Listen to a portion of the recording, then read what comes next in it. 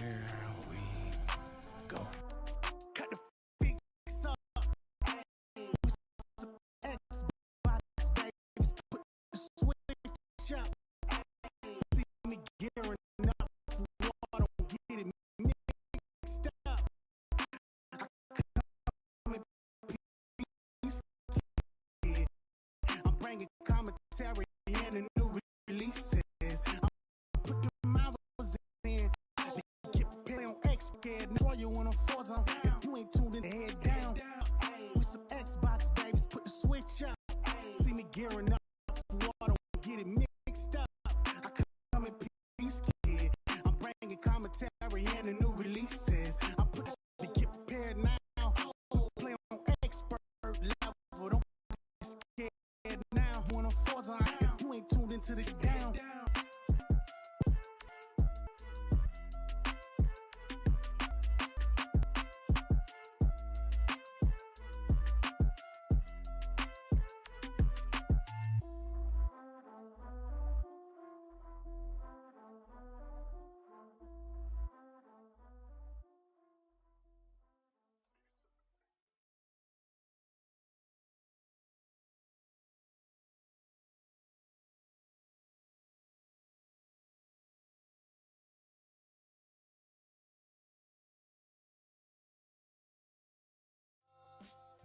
Hey guys, welcome to The Fix. You're here with the host, Infinite Umbra. I'm joined by my illustrious co-host, co-star, Daniel J. McG.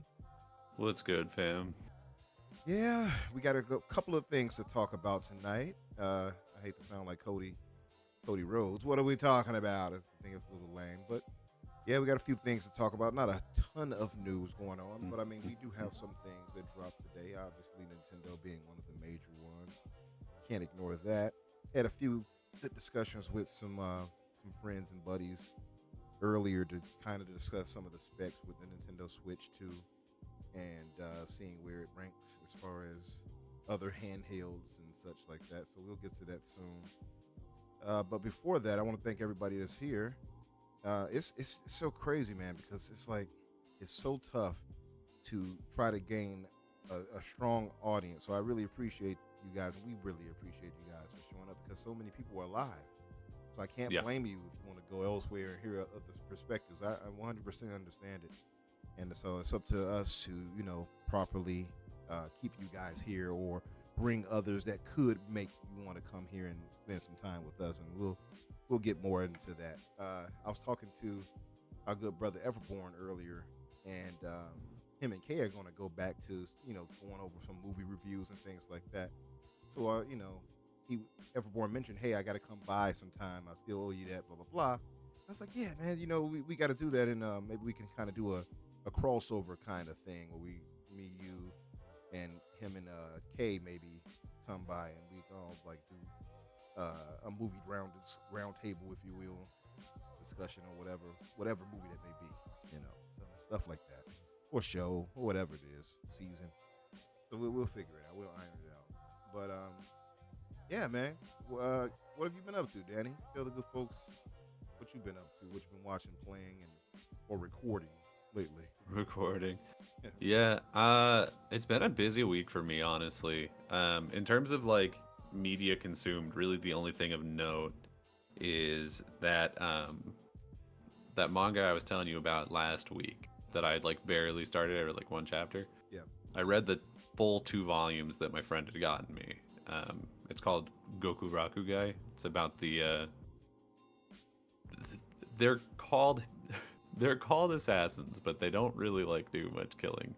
They're it's this like salty older woman and like a spunky young guy, that's kind of the a fairly standard shonen grouping, I feel. But their whole thing is that they're like guns for hire, so they're like Saz is the name only, huh? Yeah, I mean they fight like monsters, not like dignitaries or whatever, you know what I mean? Like they're not doing assassinations because they're not killing people who would earn the title of having been assassinated, you know what I mean? Yeah. Well, maybe they're proper in the monster society. They're like dignitaries. Maybe. It's really it's really good. The thing is like it's in this world where there's like normal human people and then there's beastmen, and it's again a fairly standard thing of like, and the beastmen are treated badly, and it's, you know, an allegory for racism obviously. Yeah. um but they handle it really well, and all the characters are really fun to see, and because the art of it is so pretty, it's like a bunch of side characters will show up and you'll be like, wow, what a great new addition to the main cast, and then they'll be gone the next chapter because they were just like some guy, because everything looks so good in it. It's really, really stunning. I highly recommend it. I don't know what's going on with it though, Yeah. because I've read now 2 volumes of it, and there's only 5 that exist, and it seems like in Japan they've been like really far apart. So I don't know if the guy writing it is like not seeing the return that he wants, or like maybe it's not performing, but it's super good. That's the saddest part too. Sometimes, like when we get invested in this, like manga or manhwa, whatever it may be, it's like they don't really hear from us. Like we're too far away to kind of, you know, hit their ear. And then there's language barriers, things like that, and their reach, like they're not reaching the audiences that would give them, like, show them patronage and things like that. Unfortunately, because there are a ton of manhwa that I'm gonna have to start putting people on that I don't think people are actually looking into. Like I'm more of the manhwa guy lately. Like you often hear me like, oh yeah, this right here, Leviathan, things that. Like there are a lot of manhwa out there that I'm pretty sure a lot of you guys who maybe read the manga or watch anime that you would absolutely love if you read it. Do not sleep on our Korean brothers and sisters. They're pretty damn good. I have to say, there are some really standout ones too that challenge even some of their greater manga in my opinion.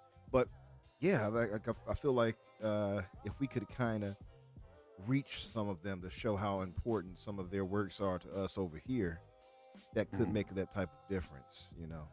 And so often you'll see some of these mangaka move on to something else if they don't just outright move on from being a manga artist and writer. So I mean, minimally whatever the guy moves on to is going to be stunning, because he's a phenomenal artist. Yeah. But no, the reason that I've been so busy is because I just launched a new podcast. Yay, nice. Yep. You So shared it as the other of day. I shared it pretty much everywhere I could think of. So some of the people listening may have already seen it, or potentially. I shared a few of the spots as well in different chats, things like that. Make sure Thanks. it's out there. I gotta also include your like link for you and tag for you for that in the description later. So Yeah, I'd love that. Yeah, definitely. So people can go check it out. Just tell the folks about that. Yeah, describe it. Yeah, so as of Tuesday or Monday night, was it? Whatever, it doesn't matter. I launched the very first episode of Ready Set Replay, which is me and my best friend Skylar going back and playing sort of retro games, but in a sort of chronological fashion. So we're going back and sort of re-experiencing as much of like the time period as we can. Yeah. So it's not strictly a review of the game, although that is the primary like purpose of the episode. We also go and we talk about like what was going on in music and movies and like just the culture at the time. Okay. Which so far has been really popular with the people that I've heard from. Is they're seeming to be a really big fan of that. So I'm glad that people are enjoying it. But yeah, so far we are just on Spotify. We're working to get on Apple, but it's giving us sort of a little bit of a runaround. And then I'm going to upload all of the audio onto YouTube. But you can find us in either of those places at Ready Set Replay. Or you can follow us on Twitter or Blue Sky at RSR_POD, or just type in Ready Set Replay, and we should be, I think, the only people with that name. I'm pretty sure. Like we picked around for a while to find something that that wasn't taken. I like that. Ready Set Replay. What was the one I gave you? What was it, Retro Replay or something like that? Retro Replay, yeah. That was definitely like a lot of the words that were being thrown around in our naming thing too. Like I think Yeah. Retro Replay did come up in our brainstorming, but then we were googling it and we were like, yeah, that's one been Yeah. used a couple times. I like it though. I mean, It was a really good one, but it's like already been used, you know. yeah, definitely. It's kind of tough to get. You think like you're like, oh, I'm just unique, naming. Yeah. You know, like I we're got so it. smart. Right. No one else would think the way we think. Yeah. Then you see like 8 different people with it. Like, get out of here. Yeah. And the goal with it is actually to do 2 a week. So we're going to be doing the primary video game one that should be coming out every Tuesday, and that'll alternate every other week. It'll be a video game and then an episode of a TV show. So we're starting with Star Trek: The Original Series, and we're doing that primarily so that we can have more time to actually play the games, because playing a game a week forever tough. Yeah. would be impossible. So you guys gonna cover like old shows too as well with it? Yeah. Okay. Yeah. Cool. Yeah, I like that. And man. then every Saturday we'll be uploading sort of a more standardized podcast, I would say, where we're not going to be like covering the news or anything. It's going to be more like things of the moment. So for the one this week, we're sort of talking about things that we're looking forward to in 2025, as well as making some predictions of what we think is going to happen in 2025. And then next week, we have plans to react to a list that's been going around of like the best video games of all time. Nice. So we're working on a lot of little projects, and I hope that some of you at least will come by. We've already seen honestly more engagement than I was expecting for us to in the first week. So I'm really pleased with how it's been going so far. That's dope, man. Yeah, and hopefully you gain a big audience for that, and you guys Yeah, I hope see it. so. Yeah, sounds like you got the plan laid out really well, so that's good. Definitely. It's tough. Yeah, got to check some more of it out. I started on the episode with you guys, but I had so much stuff I was doing, and somebody else asked me to jump on a podcast. It's like this. You remember the lady I told you about? Yeah. So I got distracted with that and things like that I had work, but I'm definitely going to watch the rest of it and check it all out. So. Cool. Yeah, no, I'd really appreciate specifically hearing your thoughts on it, because you're very good at knowing like good content. Oh, I appreciate it. But also, if you just wanted to like play it on silent on loop on like 7 different computers all at the same time, that'd be that'd be all right for me. I'll see what I can do. I'll see what I can play on the phone and on the computer. Yeah. Sneak into your grandma's house and put it on her computer. She won't know how to turn it off. Hey, me, Maul. Yeah. Listen to this. Don't touch this. Banjo Kazooie. Don't worry about it. That's our cousin, Banjo. That's our cousin Banjo. Banjo. Yeah, but as far as myself, man, I'm still playing through The Witcher 3. I had, like I said, I've been appearing on different podcasts and stuff like that, so I don't want to bore the audience with that, but we've been talking about, I don't know if you guys in the audience have watched the show From or Severance, and both excellent shows. Severance starts back tonight, right? Yeah, after midnight it drops, Severance Season 2, Episode 1. So we're going to be talking about that tonight as well, so I'll be doing that later tonight from work. Heck yeah. I have bought these like mobile mic, the mobile mic with the little fuzzy little thing on it that stops the sound and such like that. Yeah, I actually just had to buy one of those for myself and Skylar as well. Yeah, 'cause nice. I was noticing on our episode of the podcast that Kind we of were eerie laughing a sound. lot and like laughing like directly into the microphone. Oh, It's yeah. like, okay, That'll we got do to it. find a way to get rid of that. Yeah, that'll do it for sure. Definitely. Yeah. Have to. Now, I still even want to adjust what I have here, even though it's pretty sound, but I still want to adjust it because some people I hear it's like, damn, you sound pristine. Shout out to the good brother, the Birdman. If you ever heard him speak, his is just so professionally set up. Like, I gotta get my audio to that level. But yeah, man. So we've been doing that, and so we'll be talking about that, and then I'm doing a watch party with him for season 1 through their Discord. So I'm going to be doing that as well. And I'm trying to come up with a few ideas for us here on what we can discuss, just evergreen stuff outside of major news and things like that. Because this year is going to be pretty stacked as far as gaming, but I do want us to stretch out beyond just talking gaming like we set out to do, because we typically just like, oh, it's gaming talk, and I know most of the audience is coming for that, But again, we said this before. Hey, to those listening right now, we do more than just play games. All of us, you guys included. We watch shows and such like that. So I do want to expand us into doing that more than we've been doing in the past. And I want to get some of you guys in the chat ideas as well. Like, what do you guys want to watch, talk about, things like that, so we can have more interaction with you when it comes to that. Maybe even have it where you guys can jump into Discord with us and jump on have a discussion with us briefly, things like that. So all of those good things. But outside of that, not a whole bunch has been going on with myself. Yeah, I had just been watching the regular things here and there. Oh, I did watch that Sakamoto Days. Did you check that out? Oh yeah, I didn't. I actually did not know it was out. Like I knew it was coming out soon, but I didn't know it had like already started. Did they launch like the whole thing, or is it just one or two episodes? Just one episode, which I did not like. We're too spoiled nowadays, right? Like you can't give us just one episode. Like I was like, what the hell? I gotta wait until the 18th for the second episode. Wait, did you not like that it was only one episode, or did you not like the first episode? I loved the first episode. I thought Okay, it was really alright, good. Yeah. I was like, because that's what I thought you meant, and I was like, oh no, it's bad. No, it was really good. What I did is I saw that. I was like, when is the next episode? January 18th. I'm like, really? Lord. So I just started to read the manga. I read. It's I'm like, good. I'm It's not a good waiting. one. Yeah, I'm like, I'll just read it then. It's gonna do that to me. Yeah, it's really interesting. I don't know if I would qualify this as a spoiler, but it starts out like very goofy, and then all of a sudden in like volume 3 or 4, it's just like, what if it was very serious? And you're like, Oh, it took a tone turn. Wonderful. Yeah, it's delightful. I have to.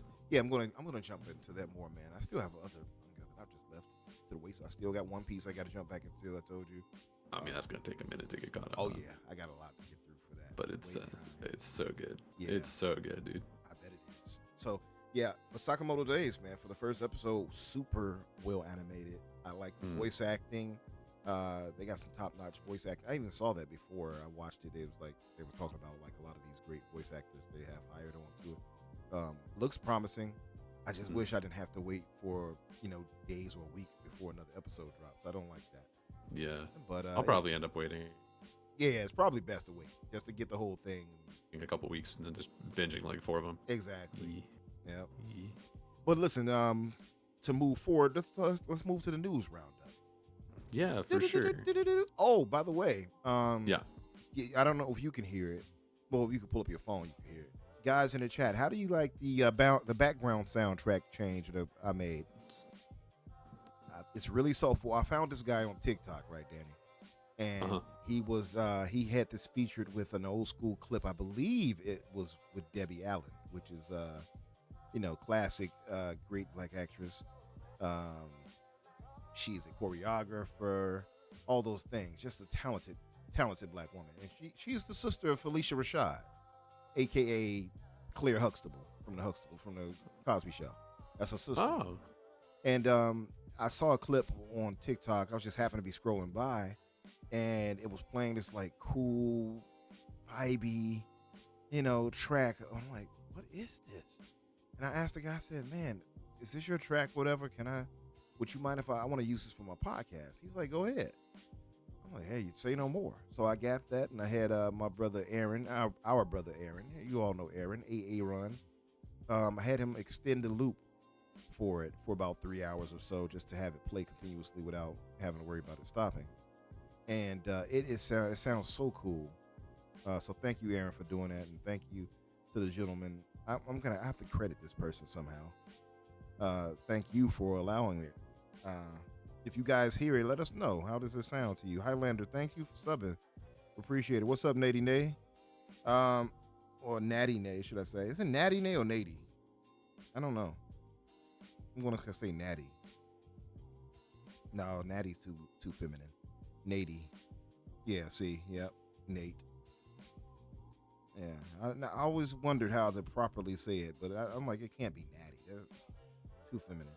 So, yeah, shout out to you, brother. Thanks for coming by. It's been a minute since we chopped it up a little bit. Although I did see you soil the good name of Unreal Engine a week or so ago. I did see that. Shout out to Red Wolf. Shout out to Palpatine.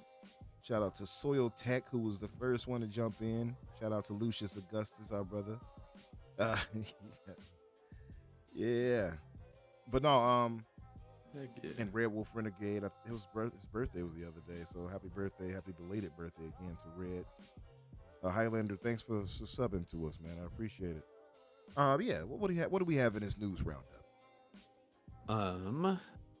Let's see. Oh, okay. First thing I've got here is we got the first, I'm gonna call it trailer. I think technically it's just a teaser.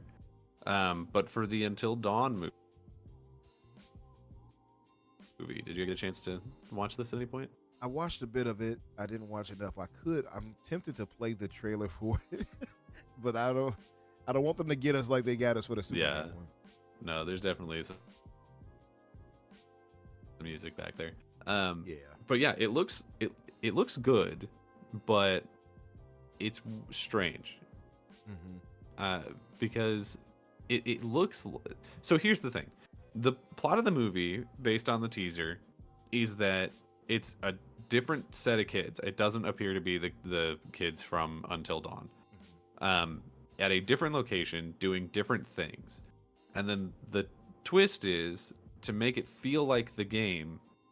Every time they die, the game resets, like a person who's going back and changing their decisions.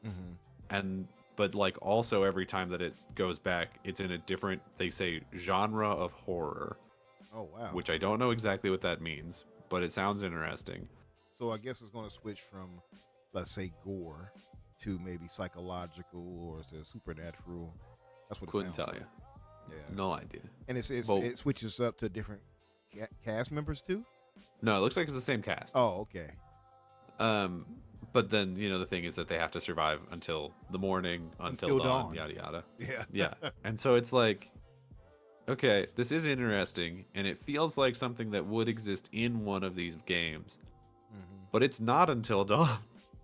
It's not Until Dawn. Like in the trailer, you can see that there's at least the mask of one of the killers or like the fake killer from Until Dawn. And it's like, okay, so that character will presumably exist in at least one of the loops that they do, maybe. But it just feels like they had an idea for a horror thing, and they were like, I guess if we put the Until Dawn name on it, like more people will watch it, maybe.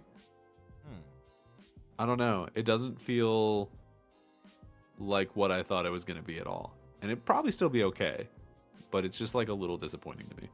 Yeah, I didn't check it out, but I did see the comments, and people were saying like, "Yeah, I'm not feeling it," things of that nature. I don't want to judge it too soon.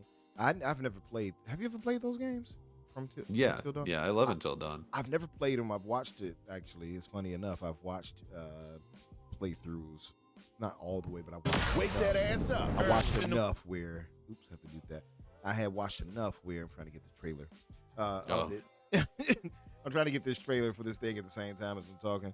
But Yeah. I've watched enough of it where I get a big idea of what's going on, right? So Yeah. but do you think they're going to have anything heavy with the CGI and things like that for the monsters if they have them in there, things of that nature? It's hard to say. We really don't see a lot in the trailer. I don't think that it's a particularly high budget movie, so I would kind of hope that they keep that pretty minimal, but who knows? Who knows? Yeah, I'm not sold on it just yet, but I guess I'll wait until before judgment. Yeah. What else do we have? Well, in other trailer news, we also got the trailer for Daredevil Born Again. You get a chance to watch that one? I did. That actually looks damn good It was weird. and damn violent, which I like. Yeah, it's gonna be interesting. It's weird because it's like, in a lot of ways, it feels like it's just like another season of the Netflix show. But also, I don't know. I didn't watch the Echo show, so I don't know if maybe they explain it. But I'm kind of like, It's funny. I never did either. yeah, I'm like, how does this fit in? Like, is some of it because it seems like it's largely we're just keeping the canon of the existing like Netflix series. Right. But then the last thing that I saw of Kingpin was Echo shot him in the head. Oh. But now he's just like sitting in a diner hanging out, and also he's mayor. Oh, that was And it's like, that was his clone. That's all that was. oh, okay, yeah, I don't know. So I don't know, because like in the comics he gets shot in the head and he survives, but he just like gets an eye patch. So Yeah. like that's a thing, but he's not wearing an eye patch. So I don't know if like maybe they just like retconned him getting shot or something in the Echo show, or if they just like forgot, or if it's somehow a prequel or what. Maybe It it's a doesn't really prequel. matter to me that much, because as long as the show is good, I don't really think I care about the continuity of the MCU too much at this point. Yeah, I get. The Echo thing. I think that's going to be short lived. I don't think they'll be having another. No, there's definitely not a second season of that. Yeah, so that's probably what it. Maybe they just kind of retconned it. Like, I wouldn't want some kind of upstart character to do that to a mainstay like Kingpin either. Being honest, that's Matt's. Yeah, Leave that I mean for she does that. Yeah, I mean she does that in the comic. Like that's the one thing that she is like known for. Right. But it is just weird. I think that they like wanted to do more with that relationship, and then I don't know. Maybe they did everything they wanted to do in Echo, but I don't know anyone who watched Echo, so Yeah, couldn't tell you. I don't know. Did any of you guys watch Echo in the chat? I didn't watch it. It just didn't speak to appeal to me at all. But I am very excited for Born Again, for seeing him. I mean, pulling directly from the comics, obviously. Yeah. With the names there and all of that. Also, too, I saw that like I'm seeing like a lot of what we feared wouldn't be there, which is the brutality, right? Because Daredevil is known for that as well. Yeah. Not just Batman cracking these, thugs head. Oh, it's the bats. It's not just him. It's this, it's Daredevil too. Now he did that spin, or I guess knee drop on dude's leg. I was like, ouch. Did you see that? He crushed dude's leg. I'm like, the violence is there. Like, real bad. Yeah, the violence. Now he's not gonna be walking the same anymore. So I see they kept some of the viciousness from the Netflix. That's the thing I was worried about, is if they were gonna dumb it down because it's Disney, right? So if they can keep that violence there and continue on with the great acting we expect and the decent script and dialogue, and what we expect from the Netflix show, I think we got a winner here. And to Nate's point, he points out John Barenthal back as Punisher. W agreed. Yeah, I'm interested in seeing him back. It seems like pretty much the whole cast of the Netflix series is back, so I saw should be Foggy good. And what's her name? Deborah. I forgot her name. Well, Deborah Ann Wool's the actress, but she's Karen. She's back I as think. her, right? Yeah.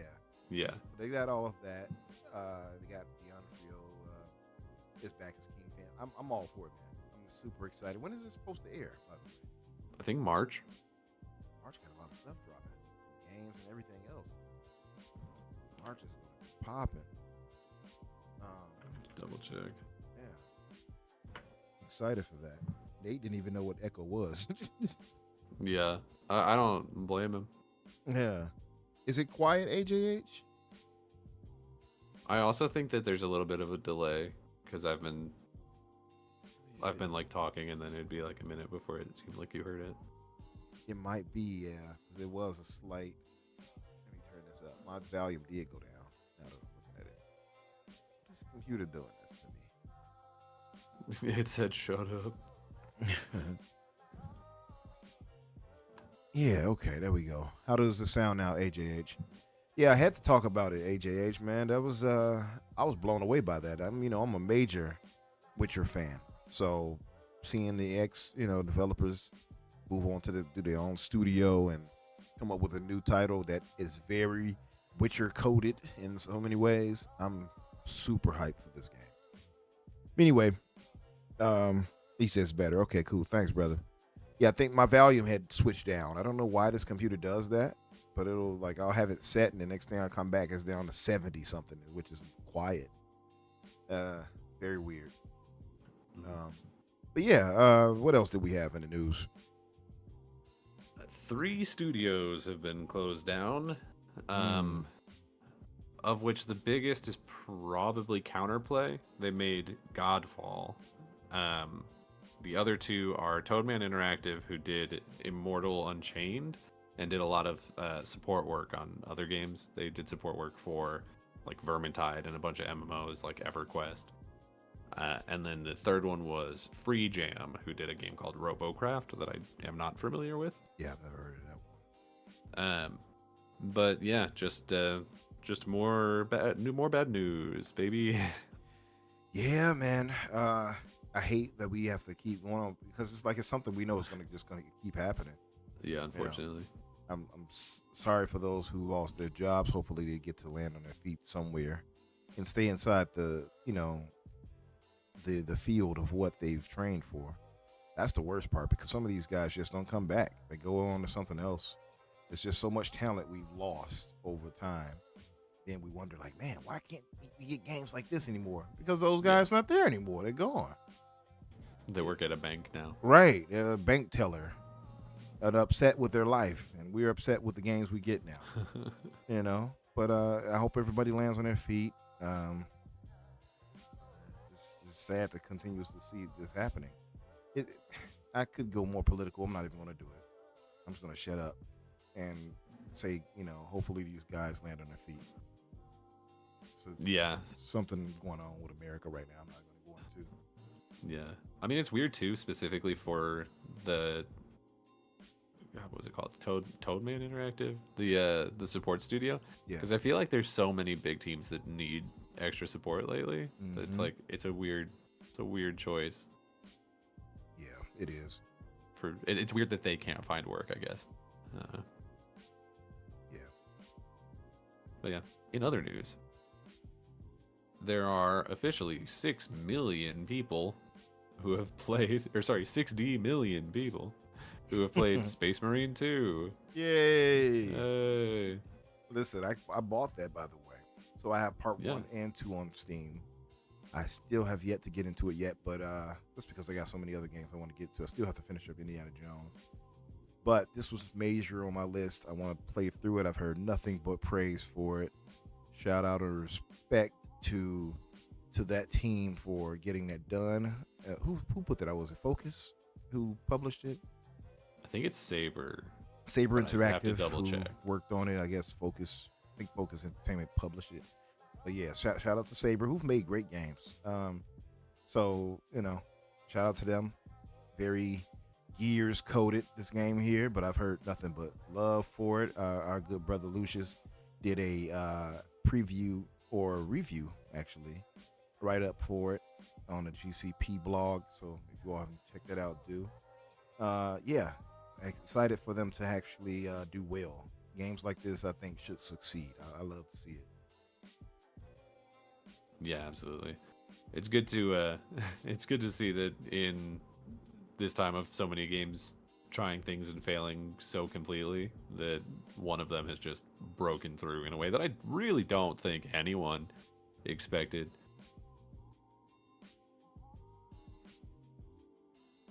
I mean, 6 million unique players, that's a lot. Mm-hmm. It is. I wonder how that translates into sales for them or whatever, but yeah, I'm with you on that.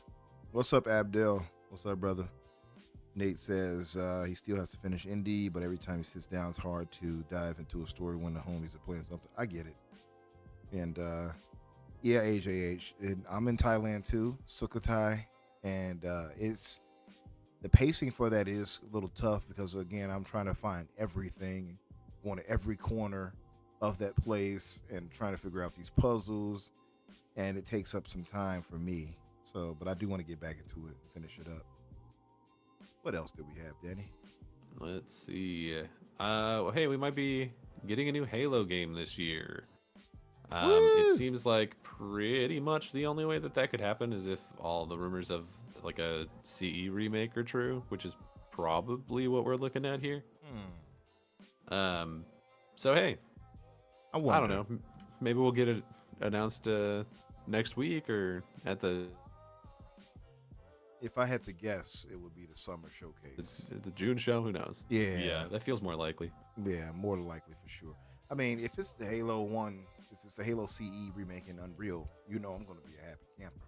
So, hey, let that be the wheel of the gaming gods, I'm all for it. I feel like it won't be that though. I feel like that's still under heavy development and might not drop until next gen, or at least a year or two from now.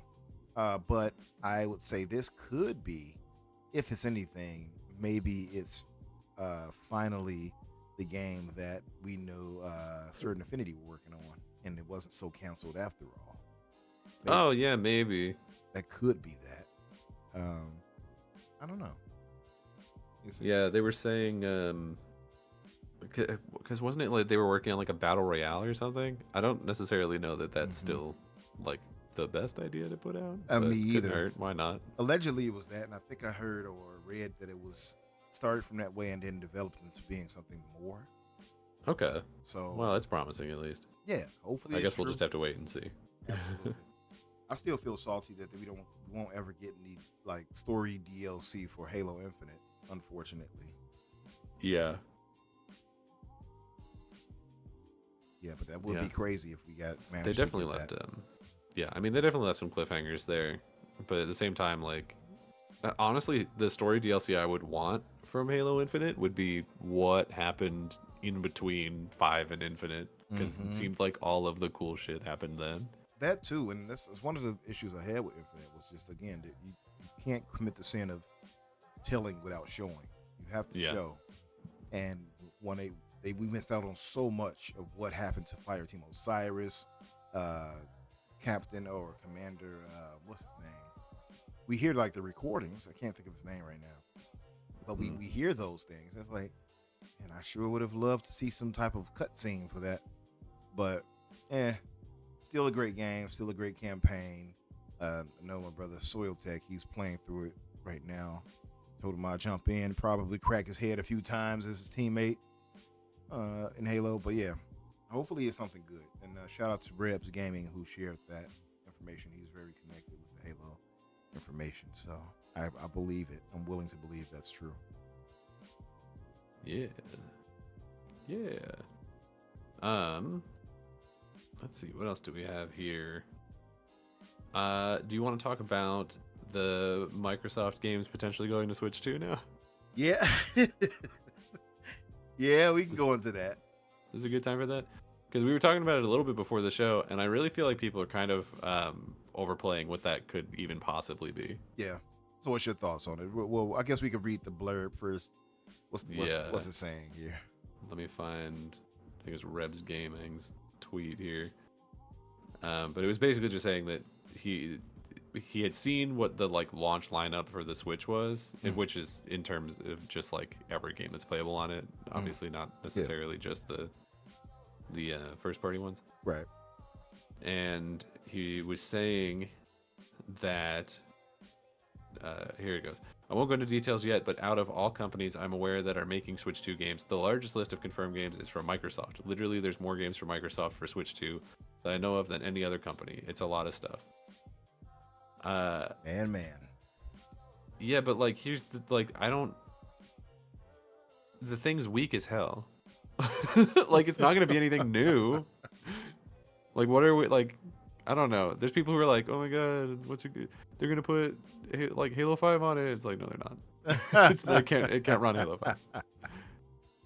Well, wait, was Halo 5 cross play gen rather? Was it on Xbox One? I don't actually know. I can't remember. But that thing was a hoss power wise. Yeah, it was. I cannot remember honestly if it was on Xbox One or not. Because the news about the power of it, and like we'll talk about it later, is that it's like roughly the power of an Xbox One or a PS4. Exactly. So it's like nothing from this generation is gonna be able to be playable on that thing without like really dramatic concessions. Compromise, yeah. Gonna be some compromise. So it's like, okay, Don. matter- Thanks, Don. Don said it so wasn't. they couldn't. Yeah, so they like couldn't possibly be putting anything all that new or exciting on it. Like we're gonna see. I think it's gonna be a lot of like old stuff, and honestly, probably stuff from Activision Blizzard and Bethesda that would have been multi-platform anyway is going to be the majority of it. Makes sense. Like I bet you're going to see like I don't even know what third-party games have already been playable on Switch, because like I don't know a single person who plays third-party games on Switch anyway. Yeah, But whatever. Typically first party, right? But like I don't know, the Doom games, the Wolfenstein games, are those already over there? Like, Yeah, I is feel like Overwatch playable on Switch? There's gonna be stuff like that. I would imagine, yeah. Overwatch could obviously work. I don't know if this is the thing. I think the bigger thing, because when you see that written like that, you think automatically, well, what first party games are you talking? And the one cardinal sin, I guess, that we haven't had yet, which to me will probably signify that Microsoft is on a way different path than I would want, is seeing Halo go over to whatever platform. To me, I feel like that's the crossing of the Rubicon right there. You know, whatever, if it appears on Nintendo or PlayStation, I feel like, okay. I'm not like, it's not like I'm like, oh, well, I give them on Xbox or anything like that. I'm not stupid. Sure. But it just lets me know that, you know, we already know the console wars are dead. That's done. You still got the Warriors out there fighting a good fight. But that right there, they're like that sniper in Russia who wasn't told that the war was over 100 years ago. Right, he's still out there. Paranoid. Yeah, but like, my thing about that is like it's over for PlayStation too. Like PlayStation, they're doing it is too. also going to be publishing stuff. Like I promise you, this year, here's my bold prediction. This year, PlayStation is going to publish a first-party game on Xbox that people are not going to be okay with it being published on Xbox. I promise you. Do you put any caveats? Like, do you think it'll be a first-person shooter or a live service title? It'll be a first-party game that people would not expect. So it'll be like a what if it was like a Spider-Man or like I think it'll be probably an older game. I think it'll be like a game from a year or two ago. But yeah, I think it'll be like Spider-Man. I think it'll be Spider-Man makes sense just because we know Disney is kind of twisting their arm. So I wouldn't rule that out. It sounds crazy, I'm sure, to people, but that makes some sense just because of what they're asking for in return. I think I could see it being that. I wouldn't be like, we know Death Stranding 2 is coming over, and that's still technically a first-party game. I think like Kojima owns it, but I think 2 is still being published by PlayStation or something. Yeah, right? I believe so. I think it's being published by them. But we know that's coming over eventually because the first one's over here now. Right. So it's like, yeah. So I wonder how that'll work out for that. But I'll say this: PlayStation is doing it. I was having this excellent discussion actually with a few brothers. And basically the whole idea is, Sony is doing it too, but they're doing it at a much slower, deliberate pace, right? They do everything in a much slower way. Yeah, that's true. They get out of bed in a slower way. Yeah, that's true too. But but also too, they can't afford to necessarily move as Microsoft moves, right? No. So like if they make those types of moves, they could backfire. But they need the money twice as bad. They do. They need the money twice as bad, but can't make the moves because it'll cost them twice as much too. So they're trapped and they're between a rock and a hard place in a way. So they have to ease a lot more of this into their consumer base, right? Yeah, that's the thing I've noticed for them with Sony. So I feel like they are going to go the same way because like a lot of people be like, well, Sony's doing it too. They are. Yeah. You just can't really point to it as heavy as you can with Microsoft, but they're definitely going to happen. No, because Microsoft makes a decision and then they just like go for it. You know what I mean? And PlayStation is like, well, I don't know. Like maybe if we, what do you want for dinner, honey? Like it's that thing, right? So they're just tiptoeing around. But at the same time, like, and I've been saying this forever, they're also the first ones to do it. Like they put MLB on Game Pass day one. It's better to play MLB on Xbox than it is on PlayStation because it launches into Game Pass and 100%. They don't even put it in their own service. That too, and so it's like I think people kind of use that as well. They were forced into that coercion. It wasn't like they made the choice. You know what I mean? But they could have chosen to do something else. That's true. You know what I mean? That's true. They could have said, "Well, F you then," and left it there and moved on. They could have. That's true. But I guess they rely on it to whatever degree that may be. Yeah, and it's also like, they're looking at the numbers coming in from the Xbox version of that. Oh, it's doing well. Like, ooh, it's doing well for sure now. God, sure would be a shame if somebody else made us put our stuff on Xbox. Right. Sure would be a shame if we had to bring this over there. Sure would be a shame. And I think too that like they have the new leadership and everything like that. Yeah. So times are changing, right? But as far as Microsoft, when it comes to them putting those games on Switch, I imagine, like you said, it's going to be a lot of older titles. To finally get the Hi-Fi Rush over there. Earlier, I was like, they had it already, but no, they didn't. That was PlayStation. Yeah. Yeah, So, and I think everyone was like really confused by that because it felt like such a Switch game, you know? it did, yeah, Because definitely. it was like, oh, this one's going to a different platform. It's like, oh, it's definitely Switch. No, what? Right, very Yeah, surprising. You let Pentiment over that, but obviously Pentiment is not demanding. But yeah, yeah, no, Hi-Fi Rush, I can imagine. Again, for me, um, I feel like again you have the tentpole games. Fable used to be one of those. Hopefully they can get that back. yeah, You got Forza, you got Gears, you got Halo. yeah. Well, it won't be able to be Forza, I don't think, because Yeah. aren't the older Forzas all delisted? So Uh, it'd just be like the newest one or two or three, right? it's And those possibly. probably won't run on the thing. Yeah. They have to dumb it down if it's going to be this current one. That's for sure. Yeah, like they put Bluetooth on the Abacus, but it's still an Abacus. Right. But as far as like other titles like the Halos, maybe Master Chief Collection, something like that, Gears of War, like those are the things that's like, man, you can't, once you cross that line, nothing Yeah. else is sacred. So I just wonder how far they're going to go. And of course, with Nintendo, it's different. I know even for those who are listening, like they're probably tired of this talk, but this is relevant.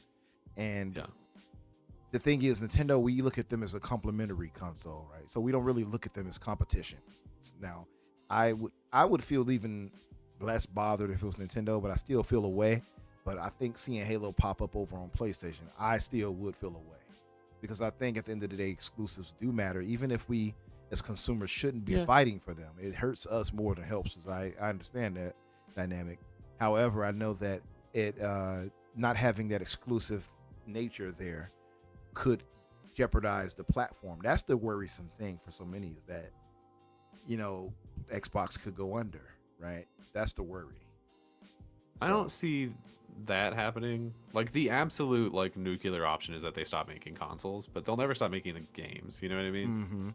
Mm-hmm. But I don't even see that happening because we're at a point where I don't know what Nintendo's gonna do. Honestly, Nintendo is the one where like more so than anybody else, if they put their stuff on other platforms, there would be no reason to buy a Switch because you would be playing a game demonstrably better literally anywhere else, right? Like people don't talk about it enough, but a lot of those Nintendo games don't run well. Like Zelda, Tears of the Kingdom, Breath of the Wild, you dive off one of those islands or you hit the scan button, that game chugs hard, right? Yeah. The Pokemon games run like ass. Like Mario does really well, obviously, but Yeah. like a lot of those games just like do not run well. Yeah. So they would be like the one where it's like if we got rid of our stuff, then that console's dead.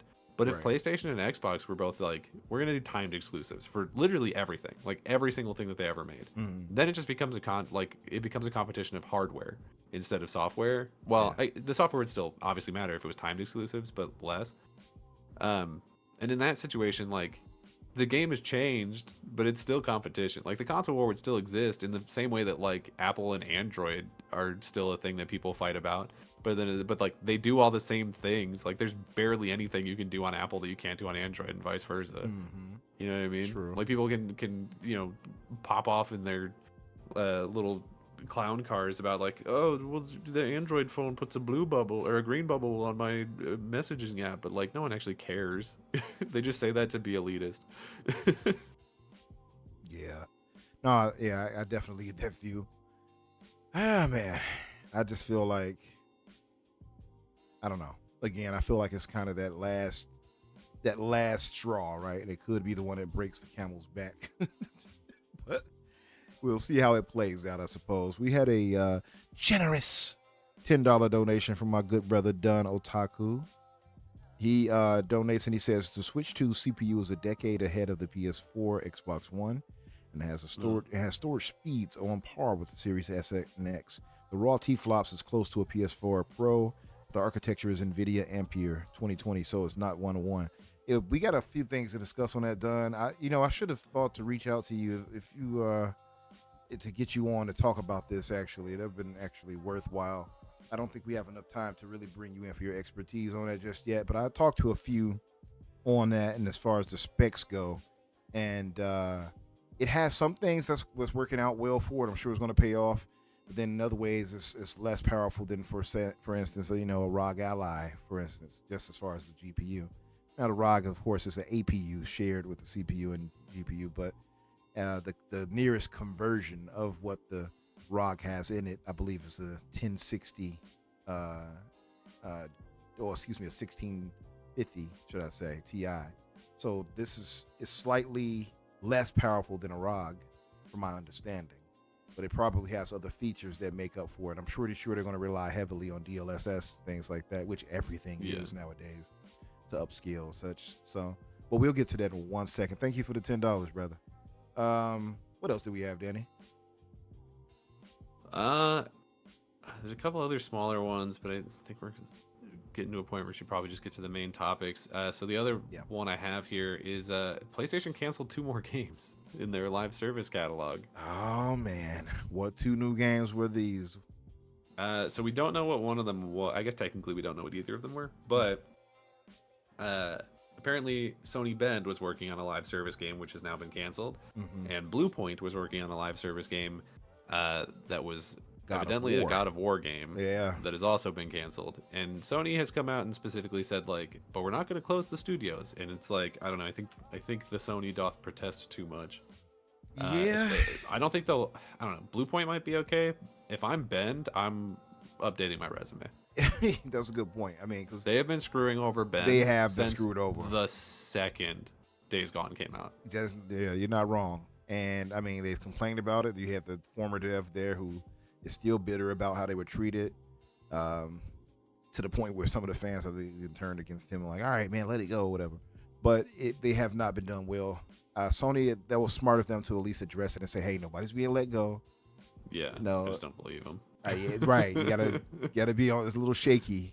It is something, I will say, that goes back to what I had been saying already some time back.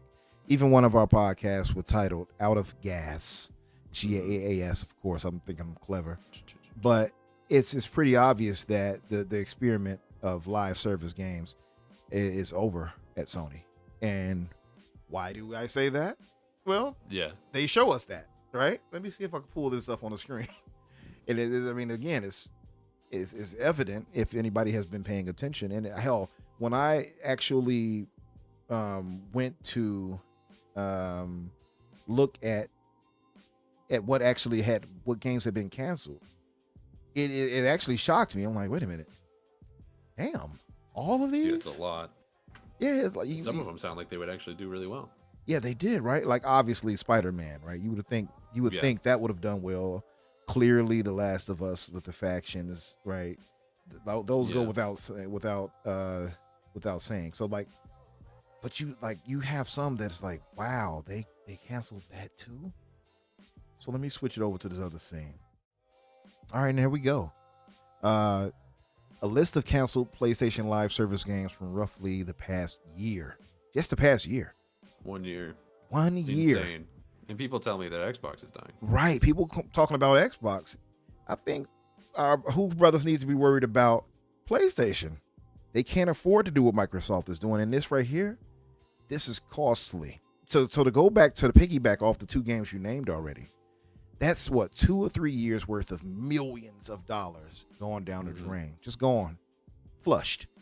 Now, Sony makes a good amount of money a year. Clearly, they're bringing in a good amount of money software and even hardware-wise sometimes. Granted, they haven't really put out any software that's been selling particularly well in the last 2 years. So but I think they're what was the handheld? What was the Portal did all right for them, right? That's about the only thing I can think of hardware-wise. The Portal did all right in terms of handhelds, but not like it's not floating the company. You know what I mean? Yeah, it's not like, getting them some new minted toilets or something like that. But like, and then of course I think they're still ahead as far as sell through for the consoles too, right? They're not there. Oh yeah, they're definitely ahead in terms of sell through for consoles. It's like the only thing that they do really well is sell consoles. Pretty much. The software eventually, of course, we know that it makes some of its money back. Thing is, of course, with licensed titles like Spider-Man, they got to pay off Disney. So I don't know how much they're getting back for that. But then you look at some of these games. No one eats until the mouth is done. Yeah, right. Right. Mickey has to have his feel. Yeah. But you had, and I'll start from the bottom up because obviously the major one is at the top. So Payback, which is a third-person Destiny spinoff from Bungie, I didn't even know about that one. Canceled. Deviation Games multiplayer I game. feel like I Canceled. heard about it, but I definitely forgot. That maybe that's what it was. Maybe I just forgot. Deviation, I remember. Obviously, it wasn't that long ago. London Studios co-op game studio closed and canceled. Knew about that. Twisted Metal from Fire Sprite canceled. Bend Studio, which we just of course named. So these two here, Bend and where's the other one? They don't have them listed here, but Blue Point should be here too. So you got Bend there. I don't know why you got Bend, but not Blue Point. Yeah.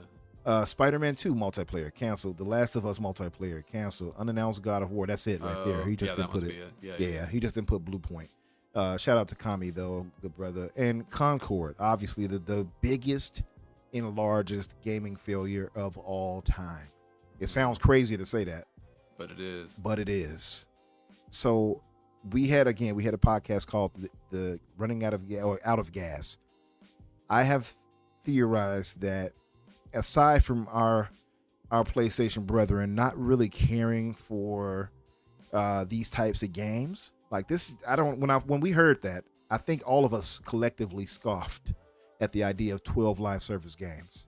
Yeah. And how many of them have already been canceled? Right now. Almost 12? Almost 12 right now. Almost 12 right now. Now, remember when they had we're coming back. We're coming back to that later. They threw out some little platitudes. I'm like, no, you're not. No, you're not. Not after the failures of that. And they would be foolish to continue forward with that if it failed like the way it did, especially after Concord. So I don't blame them. But it just goes to show that when we talk about management and mismanagement, Sony is very capable of it too. And they don't get enough smoke for that versus what Microsoft will get. And I'm not trying to turn this against the Xbox versus PlayStation thing, just to say that perspective-wise. I would genuinely say the last 4 or 5 years, PlayStation's management has been some of the worst in the industry. You wouldn't be wrong, I don't think. Like if this was an NFL team, we would be firing the head coach. 100%. We already kind of did at PlayStation, like kind of twice actually. Yeah, Jim Ryan did not. I don't think he voluntarily retired. I just don't.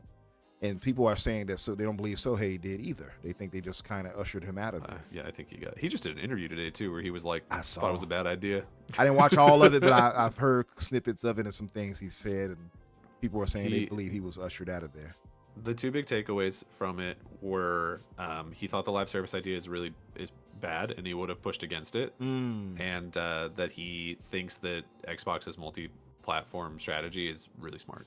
And I know that I'm pretty sure that burned it burned the soul of PlayStation friends. We don't know where he's going to work after this. I honestly would not be shocked if he started working at like Xbox's Japan division or something. That, I was thinking something like that, but I was thinking maybe Nintendo. He has a very Nintendo-esque he feels very energy. Nintendo, right? Yeah. His real passion is like indie games. Yeah, true. So I wonder if like him going over to Japan and bringing like a bunch of like smaller Japanese games to Xbox would be something. I don't know. He may just genuinely retire. Like he's made a lot of money. He's fine. He's good, right? Yeah. Just he seems like one of those happy individuals who've had that fulfillment of life and doing what they love. But he gives me a Nintendo energy for sure. So if he does move on to something else, cool for him. If not, if he retires, hey, you've earned your retirement, brother. Do your thing. But this goes back to what I was saying there, which is that live service games are not a staple that Sony should have invested in. 12 games was just silly. If Microsoft would have done it, I would have complained and said, why? Now, all these multiple millions could have gone to making our PlayStation friends the games they really desire. And I know this is eating them up alive because I've seen the I gotta post one of these images because it cracked me the hell up. Shout out to Jack Move Johnny, because he posted it. And Johnny does it. He's just straightforward. He'll tell you what it is. He's a PlayStation guy, but he doesn't hold their coattails. He says what it is and what he feels, and to a lot of people turn against him because of it. But he just speaks the truth. Sony's made some bad decisions. I still don't understand why Last of Us, you did all that and let factions. I feel like that should have been worked through. That's the thing, right? Is like, it's not even necessarily that them pivoting in some amount into live service makes a lot of sense. There's a ton of money in live service, but they're not putting their best foot forward at all. Like the two that they've put out were Helldivers, which was really good, and then they kind of stuck their foot in it and almost killed the damn thing. Mm-hmm. And then Concord, which is the worst gaming failure in history. So it's like, and then you look at that and it's like, what do you mean you canceled factions in this Spider-Man game and now this God of War game? Like Now all God of of those, War. Three majors. every single one of those Yep. have the, I don't know what a God of War multiplayer game would look like, to be fair, I'm but trying like to figure that out too. at Yeah. least the other two, it's like those would survive and make money on name brand alone. Mm-hmm. Especially Spider-Man. Yep. There is no way in hell that you're going to put out a Spider-Man multiplayer game and it's not going to make money. Unless Agreed. you like way overspent on building it. Yeah, I agree. And even when we saw from the snippet we saw from the leaked gameplay of it, it looked like, man, this would have been fun to play. So I don't know. I don't know what happened there. When we don't know something, it just starts to feel like mismanagement. And we don't give Microsoft the leeway of doubt, benefit of doubt. We like, oh, you mismanaged. So Sony don't give anybody the benefit of the doubt. Right, true. But in particular, Microsoft tends to get the short end of the stick when it happens to them. So I'm not going to be like super generous to Sony here and be like, oh, well, this could have happened. No, they mismanaged too. And that's just what it is. And they miscalculated. And I think this, and like you said, you don't get a second chance. If you're a coach and you have this big of a failure, you're out of there. So I asked some buddies, just to get a consensus on a thought and said, hey, what would happen to, what do you think should have happened to Host because of this situation, or him backing the move more of going to live service, him backing Concord, saying it's going to be their what did he say it was going to be? I think they're MCU or something like that. Wars, Star Wars. But like, I that's feel what like it was. everyone says that, so that might not be correct. No, you're right. That's what it was. It was Star Wars. He said it's going to be their Star Wars. Okay. And so you would think Host has to be out of there, right? Like after such a dramatic loss. I don't know about like necessarily out of there, At but least out of certainly position. certainly like in question. Like I don't know necessarily that it's like, oh, you backed this move that somebody else started, like you need to be let go. Mm-hmm. But definitely like, okay, that's strike 1 and 2. You're on the thinnest of ice right now. Yeah. It's like, well, hey, let's see how next year's draft goes. The other guy, I forget his name, Hiroki Toki, the money guy. Is that right? Hiroki, yeah. That dude, I promise, he is the #1 reason why I'm like, PlayStation is going to put their games other places. 100%. He's made. Because we're looking at this. He's been pretty clear with it too. Actually, if you read Yeah, what he's saying. well, and look at the list of canceled games here. Every single one of those, that's millions down the drain. And Millions. it's worse than just the money that we've spent on it. It's the opportunity cost as well. Yeah. Because these are not small studios. Like Bend makes full-size games. Bluepoint could be doing something. Like these are teams that have made good things before and should have been making good things the whole time, and very well could have been making good things in these games. We'll never know. But it's like, so now, especially in the case of the Last of Us game, like that team could have been working on something for a really long time before that was canceled, because it was supposed to be like out. That thing was supposed to launch with Last of Us 2, and it didn't get canceled until like, what, 4 years after? Man. Is that right? So much time. Yep.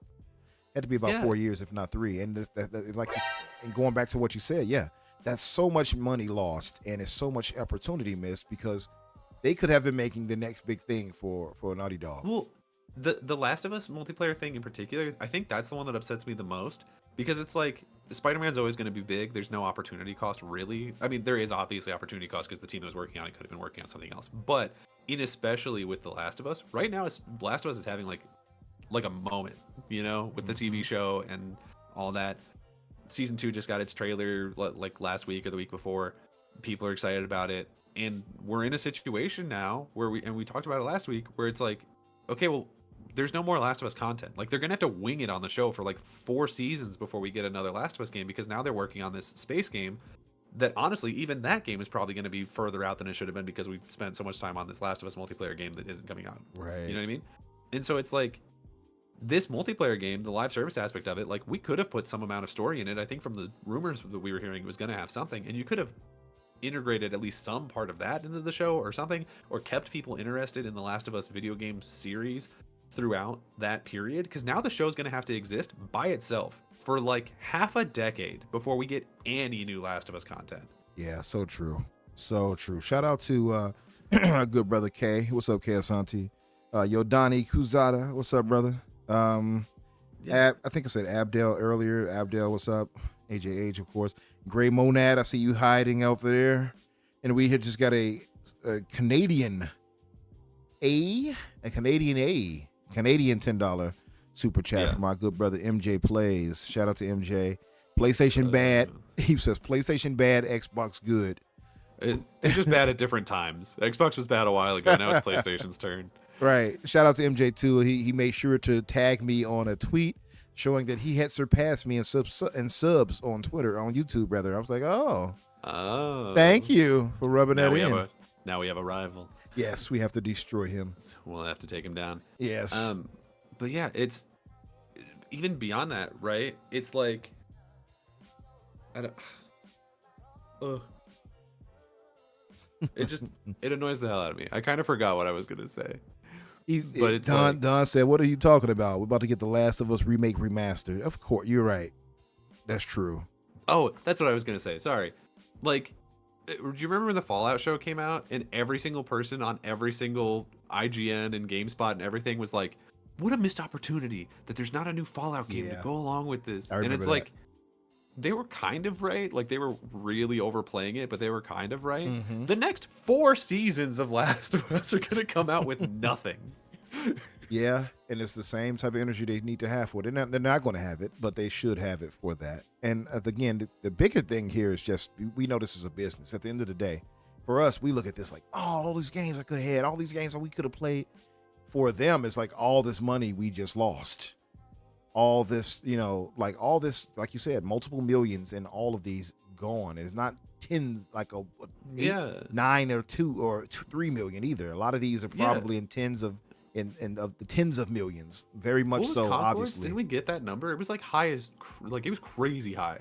It was either in a 200 or 400 million loss, right? Like, that's insane. And that's not money that PlayStation could just throw away. It's not, exactly. Even that would be a sting for Microsoft. Well, maybe not as much, but it's still, that's a lot of money to lose. I promise you, you can look at the financials of all of these games getting canceled, and especially Concord probably, and you can directly one-to-one that to people losing their jobs. I promise you. Oh yeah, 100%. 100%. And that's the scary part about this. You see all these cancellations and such because they realize, hey, we made a mistake.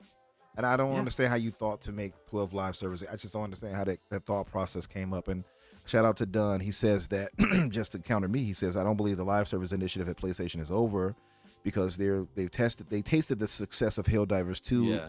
If you get one of those every 10 canceled game or failed projects, is worth it. I don't know about that, brother. I don't know about worth it, but I agree 10 that projects? It's not done. Yeah, I think it might not be done, but it's going to be very, very much smaller than what they were initially. Well, because we know a couple that still exist. Fair Games, Marathon, and Fair Games I think is going to flop too. By the way, Fair Games is screwed. Dude. I'm sorry. Yeah, I know. Shout out to my brother Slow Mo. He's like, well, we don't know. We don't see anything. That game is done, brother. I'm telling you right Marathon, now. I don't know. Marathon might have a chance. Yeah, because of Bungie's name. I don't think Fair Games is going to make it. And I'm just being as real as I can. There's that like rumored Horizon one that's like a Monster Hunter thing. Oh yeah. That one could be successful. And God knows Horizon needs a win. I feel like both of the actual Horizon games failed to impress in terms of sales because they launched at really bad times. And then the Lego one just bombed completely. So like Horizon needs a win. Oh, and the TV show got canceled. Oh right, yeah, that's right. Horizon is cursed. They don't like her rotund face, I guess. I don't know. But yeah, no, they've had some losses here, and so we would be foolish to just ignore that. Like, they'll be all right. No, we know they'll likely rebound in some way. But this is a lot of losses right here that's going to affect how they do what they do business-wise as far as gaming. And again, it's like you said, loss of not only just millions, but opportunity of other games we could have had at this point or being closer to that would have been more true. And I don't for a minute believe all these people wanted to make live service types of games. I just don't believe that. I'm pretty sure they would have preferred making traditional. Yeah, I don't think Ben wanted to do that at all. So that's another thing. They were kind of forced into that. Now it's like, oh, well, canceled. Yeah, as I would imagine they have to feel salty over that. I would imagine. But yeah, so them and so these games here, all these, and Shout out to them. I gotta find this because I want to just highlight this and then we'll move on. Hold on, let me switch back. And because I didn't want to highlight too much of whatever is behind the scenes. Hold on, let me find this because it was hilarious to me. See if I can find it really quick.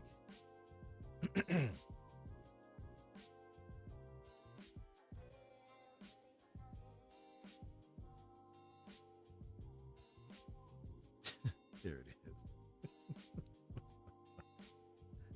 is. Okay, here it is.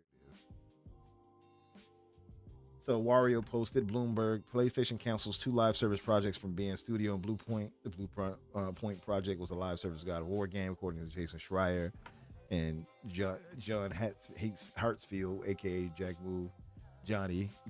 He posted a girl.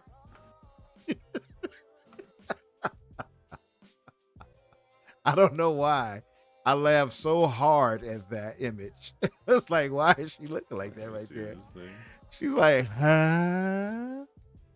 What do you mean? But he's saying this because, it's been one of the things he's complained about with PlayStation for a while when it comes to their management or mismanagement of these games. So he just said pretty much what we said. He says, we don't know how these games were going to turn out, but that's more resources, money, and dev time down the drain. This doesn't do anything but further delay the type of announcements from the devs. He's right. So now they got to start start all over on new projects. So yeah, he's not feeling it. A lot of PlayStation guys, I looked through the thread there, and not feeling it either. Let me see if I can find one more. Then we'll move on. I don't want to go on them rank on them too hard. I was on Boom show this past, last week, Monday. Yeah. And Boom mentioned something about PlayStation, not even in a nasty way. It was just like, oh yeah, something with PlayStation. Oh, he said maybe some PlayStation games will come over to Xbox. I'm like, he's like, Spider-Man maybe. I'm like, hey, you never know. I said, you probably will. And I said we can get the swagger of a black team. Just innocent stuff like that. Oh, is that what that guy on Twitter was popping up? Yeah, you saw it. There was I was tagged in it because it was underneath the podcast post. Dude is insane. Just came, it's like insulting me. There's and like 2 of them. I blocked both of them. Yeah, putting up with it. Yeah, both of them. I don't have time for it. I'm just like, what are you so mad about? Just mad at the world over such harmless nonsense, right? Where is it at? Oh, to more salient point. Our good brother J Rock. He says PlayStation has canceled more new IPs than they've released this entire generation. He's not wrong. That's the craziest part about all of this. And so Sony deserves their smoke too for some mismanagement of things, and we'll see how they respond. But I think my point stands in that live service is not it. Not for the PlayStation crowd. That's not what they want. It's not what Sony has conditioned them to want either. Sony has kind of gone against what they put out for fans to expect. That's their own fault, in my honest opinion. And okay, we've already known anyway. Most live service games fail. It's a very niche market. Tough to kind of get in. You got some mainstays that's going to be there. You got the Fortnites, the Robloxes, the Minecrafts here and there. I guess I don't know how well they're doing comparatively now, but you got a lot of other titles out there that that's there. It's established. It's kind of tough to break into it. I know some people might say, well, Marvel Rivals. Well, we don't know. Give that 6 months time too, because as we didn't cover this on a news roundup, but one of the things was the first Descendants. Now, after 6 months, has dropped dramatically too and lost what? I think they said 90% of its audience. So 96. 96% of their audience in 6 months. That's what typically happens. After 6 months is that drop. So it's a very risky niche genre to get into, or I guess gaming style to get into. Is very risky, personally. So I think I don't know. I think Sony is going to transition back to more traditional style games. We'll see. But moving forward, let's talk about Nintendo, man. Let's talk about Nintendo because we got my brother Don here. I know Don wants to hear about them. He's probably like, man, I sure would love to glaze Nintendo. I mean, talk about Nintendo. Can't wait to hear how much these two people care about Nintendo. Yeah. Let me see if I can find a good article. I don't want to go to the. Oh, I guess I can go to the first details. Yeah, this will do. All right. So you got here the Nintendo Switch first details. We got backward compatibility with physical and digital Switch 1 games. Certain games may not be compatible, however. It's got a bigger screen, as you just saw it blow up. Seemingly LCD. I've heard somebody said and claim and done. I don't know if you know. Let us know in the chat that it's LCD, but some said it could be OCD. It could be OLED. I don't believe so. I believe Nintendo is going to capitalize on any new moves they make with that. So I think it'll be LCD, and then a model with an OLED will come out later. Personally, Joy-Cons can function as a mouse. It has 2 USB-C ports. It's coming this year, of course. The Nintendo Direct is coming April 2nd. I think there was a misreport where people thought it was coming February the 4th, which is coincidentally my birthday. So that's not happening. So April 2nd is when we'll see the future of Nintendo. How are you guys feeling about this in the chat? You guys excited? Nintendo, please don't. I know one guy's very excited. Oh, Don is excited, I'm sure. But Nintendo, please don't like strike the channel for this. For this Are you showing the video or just like a picture? It's showing the video. Play. It's all over. Been a good run. I'm scared, actually. I ain't gonna lie to you. I'm like, Nintendo, don't do it. 2. There we go. So, yeah, man, what are you thinking about this? You probably play more Switch than me. I have very rarely touched that device. Yeah, I don't know. It's weird because like this is exactly what I thought it was gonna be, and in some ways that's like not super exciting. I think it's cool. My hype level on it is very low in terms of like, I don't know, like actual excitement. And I think part of that is because the trailer just like didn't really do a great job of selling anything, because it wasn't really like, it wasn't like the real reveal of it. It was like, this is what it looks like. Tune in what was it, like 3 months, and we'll show you more. So I assume that it's showing Mario Kart. It's like a tease that there's going to be a new Mario Kart at launch, which is interesting. I mean, I feel like they just stopped adding new stuff to Mario Kart 8, so I don't know that we like need another Mario Kart right now, but sure. I think I saw there was a rumor, by the way, just to throw it out there, from Special Nick. Shout out to brother Special Nick, who was saying that one of the persons who told him the release date was correct about everything else so far, and that the pricing would be $449 and $499 bundled with Mario Kart. So I think you're right on that. And obviously, like you said, they're showing it, so clearly they're trying to say, hey, you're going to get this at launch. I agree with that. But what do you think about the pricing if that's the case? What do you think it would cost, actually? What do you think they would charge? I mean, I saw in the chat that apparently it was leaked that it was $400. That feels about right. Like, that's probably about what I would have said, honestly. But that was false. That turned out to be false, by the way. Is it? Oh, yeah. okay. You guys are talking about that sheet that hit the red. Matter of fact, let me see if I can find it. You can go ahead and keep talking. I'll find it. Oh, yeah. I don't know. It's just like, that's probably about right. Like, because I'm looking at similarly powered hardware in terms of like the PS4 and stuff. And at this point, that's basically the same price as that. I guess I wouldn't be surprised if it went as high as like $450. If it hits $500, that's too much. You think like, so? I'm not paying $500 for that. You know, but I'll wait for a sale or like a gift card or something. A gift card. Well, isn't part of it is like I'm just not that excited for it. Yeah. Because it's like, I don't know what the launch lineup is. Maybe that'll sell me on it. But like traditionally, I'm not a huge Nintendo person. Mm-hmm. You know, I've enjoyed some of their games. Like I enjoyed Breath of the Wild well enough. You know, I enjoy the Pokemon games even though they're really bad. I'm not huge on Mario. Pikmin's cool. Like there are franchises over there that I do enjoy playing. Yeah. Zeldas and such, maybe, right? Yeah. Honestly, for me, it's more like Fire Emblem, which is like apparently a hot take, but whatever. Yeah. Fire Emblem, but yeah, sure. it's just like, it's one of those situations where this thing's going to come out and people are going to be blowing up about it, and I'm going to be like, wow, happy for you. And then I'm probably just not, it's going to be like at least a year after this thing comes out before I'm going to bother going to pick one up. Like, I just know that. And it's not that I think it's going to suck. Like, I think it'll be a perfectly fine piece of hardware. Yeah. It's just like not for me. Also, like the handheld thing, like just really doesn't matter to me. Mm-hmm. Like I because I've had the Switch and I think I've played it undocked like twice, genuinely. And that thing stays plugged into my TV. Yeah. And like if that's a part of the reason why the hardware is so much weaker, then it's like, well, it's kind of a bummer for me in particular. Yeah, I know. Like Nintendo hasn't really relied on power. Theirs has been more gimmicks and, I guess aimed toward fun, and it's worked for them, right? But like, I feel you on that. Like for me though, it might work out better for me. For one, I didn't have the original Switch. My family had it, so I did get a chance to play it.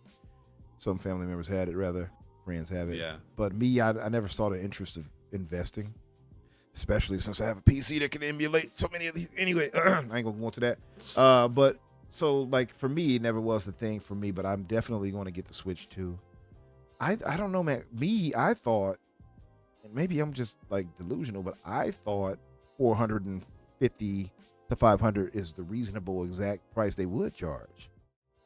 I don't know. I mean, I could see them charging it, but Yeah. I wouldn't pay 500 for it. Right. And I mean, like, because when people often talk about that, they'll say, well, that's too much, right? Like when we talk about PlayStation and also when we talk about Microsoft, what they typically would charge. And if it breaks that $600 price $500 area where people are comfortable, it's going to flop or whatever.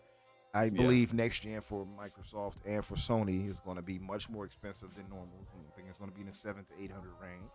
Yeah. And I think this is going to be 4 or 5. Yeah. Those tariffs are going to really ruin things. Oh, and that's another thing. Shout out to Lucius, who made a great point that the tariffs hitting could influence Nintendo to charge more so they can make sure they get their profits. Right? I mean, as soon as those things go into it, I mean, it doesn't matter what Nintendo does. That like, if they're going to charge us more. Like if those things go in, it's going to immediately cost. What was he saying? Like 25%? It's going to cost 25% more for us. True. So we're going to be the ones paying more. They're going to be able to find one way or another. Well, because those tariffs would be immediately having to be paid by the people importing them, and like they're not going to eat that cost. They're going to spend it on spread the savings on us. Exactly. Like that's what's going to happen, and so because like that's business, unfortunately. Yeah. And so the second those things hit, we're paying. If it's $400, we're paying $500 for that thing. Yep. And that's the terrible part. Now, this was the screen, rather we want to call it, steal, that people were like, oh, see, he's $400. But we know it's fake because if you look down below, obviously at the euros and pound, excuse me, we know that that's wrong automatically because the euro is higher than the American dollar. So it'll be 400 or something, if anything, right? And it's not. So somebody copy pasted this and thought they were clever to lie about the pricing. This is just not it. Now it could end up being $399 and whatever, but this is just not real right here. We don't know what the pricing structure is just yet. I stand firm on the belief that it's going to be $450 to $5 person, and $5 bundled. That was Nick's thing again. It'll be bundled with how did I forget Mario Kart for $499. And $450 just standalone. I think personally, the pricing that's what it's going to be, but we'll see. I know some people who bet on this. By the way, shout out to those who put their knees on the line for this. But yeah, that's my thinking. I don't know. Chat, what do you guys think? Nate and Nate stepped away. Abdel, AJH, who's still here?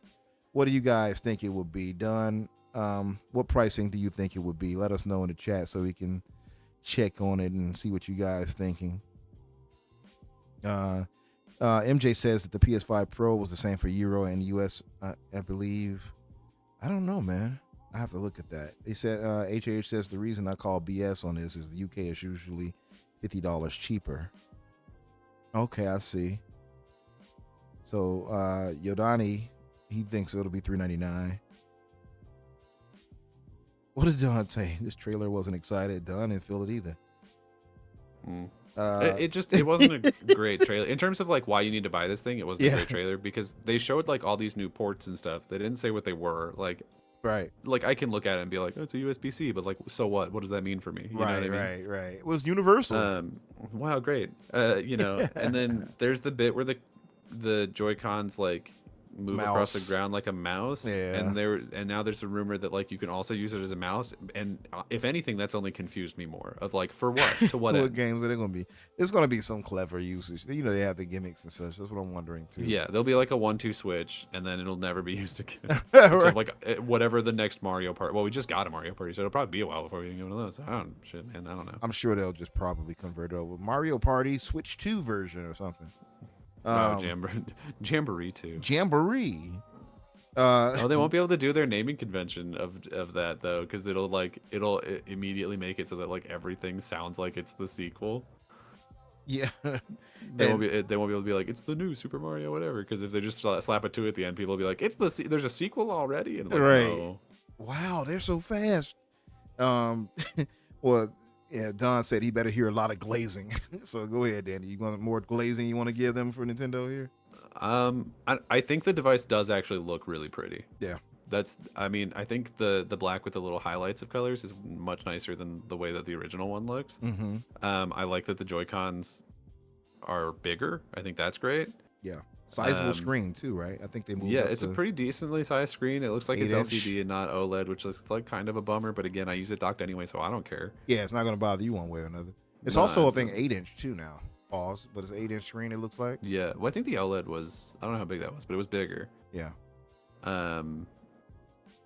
So yeah, like that's neat. I don't know, like I think it's probably a perfectly fine piece of hardware. It's just like not something that I'm particularly personally excited for. You know? No, I hear you. I'm not like, yay. But again, Yeah. I think it's a byproduct of, one, we have so many other things to play. Two, we don't know anything yet. Like you said, we don't have anything really to go off of outside of what it looks like. And they had that spoiled for them way before they showed it. So that's the bad Yeah. part. But I don't know if that was part of their strategy or anything, because like at that point, it's been shown and leaked so many times everywhere else, especially like the Genki. I know that's why Nintendo was trying to sue them now or whatever. But like, it's been shown so many times. This wasn't even a reveal to us. It was like, oh, okay, yeah, you just confirm what we already knew, and Yeah. it looks exactly what we thought it would look like from what we've seen from other people. But yeah, so I'm excited for it, because again, this will be the first Switch I will get. It is backward compatible for whatever Oh, titles. you don't have it may be. you didn't get the Switch? Nope, I never got it. Just family members and such, and I played theirs, and I just never had like, yeah, I gotta get me a Switch. Nah. But I do have the game still. I'm not gonna go into that anyway. Yodani Huzada, our good brother, he drops a $2 donation. He says Yoshida's reaction to the PSVR 2: see no evil, hear no evil, speak no evil. Yeah, he wasn't hype about it. He didn't care for it, right? From my understanding. So the interview was with Greg Miller, and Yeah. he's like very big PlayStation. And there were a couple of things that he brought up where he was like, "Man, the Vita was great," and Shuhei was like, "Uh huh." Next comment. What did he say? I think he said something like next comment or something like that. Basically, yeah. Yeah, I like- think that's what he said about the VR, but yeah, He's like, next. he's like, I don't. Right. I don't want to talk about. He said, let's move on. That's what it was, I think. Right. Let's move on. Yeah, that's what it was. He said when asked. I'm reading it now too. It said when asked about the PSVR 2, he says, let's move on before talking about how he likes Before Your Eyes and how it made him cry. So yeah, he cared. He liked first PSVR. He didn't care for Before Your PSVR Eyes- 2. Do you know what Before Your Eyes is such a trippy game? Do you know what that is? I never played it It's or a heard video of it. game where, it's like really dark. Mhm. But if I'm remembering which one it is correctly, you're just like living your life, and every time you blink, it like jumps forward a bunch of years. What the hell? It like tracks when you blink, and then it like jumps Oh, forward. it track. and Okay, so like it's a everything. VR title. You're saying? Yeah, yeah. Got you. I'm like, how the hell would they know I'm playing? I'm like, okay, you are watching me. It always feels like somebody's watching me. Yeah. That's cool though. But it moves forward like how far? Like a few years? 10? I didn't play it, so I don't know for sure, but it's enough that like it's jarring apparently. Ah. That you're like, oh damn, like my kid is an adult now. Oh wow. Okay. All right. All right. Sounds interesting. Sounds interesting. So let's move forward. I don't know if did you guys have anything else in the chat that you wanted to cover with the Nintendo Switch 2? Again, talking with a few buddies, come to realize that the Switch 2 is less powerful than, say, a ROG Ally or a ROG Ally X, just to throw it out there. But you know, just trying to upset Don. I see. It's one of I have to make sure he give the proper glazing that he asked for and requested. Makes sense. But yeah, it's less powerful than that. The Nintendo just, to their point. What's up, Risk It, by the way? To Nintendo's, I guess, or to be fair to them, they don't really rely on power like we expect PlayStation and Microsoft and Xbox rather to do, right? So it's whatever. It's never mattered. Like they outsell both of them super hard. Exactly. So it's not like the power actually matters. It matters to like me, I guess, a little, but it's honestly it's not even the power, it's the performance. You know what I mean? Yeah. Like I wouldn't care that the Switch is weak if Pokemon didn't run at 3 frames a second. You know what I mean? Yeah, no, I hear you. Yeah, that's the beautiful part about PC. Gray says, I don't even think a PC is making that last Pokemon game good. I'll be honest with you. It's messed up one way or another, huh? It's really bad. He says, what, you're not going to say hi to the Dark Lord? Y'all forgot you changed your name down, Gray. Is it Dark Lord Sith Gray Monad? I forgot what it was you said. Darth Monad. Darth. Welcome to the dark side. But yes. Yeah. So I guess moving forward, we had revealed this past week the blood of Dawnwalker. It always feels like it should be Dawn of whatever to me, but yeah, the blood of Dawnwalker. Also, it also feels like it's missing the blood of Dawnwalker instead of maybe the blood of the Dawnwalker. I don't know. Maybe that's just me. I'm crazy. But yeah, this looks really, really damn good. I'll play the trailer for this as well. Let me switch this. Give me a second. Yeah, this looks damn good. Super excited for this. Shout out to our brother Red. I know he had played this as well. I talked about this on his show this past week. I don't know if I should play Valiant. Do you think it'll be okay? I'm logged in on my... Yeah.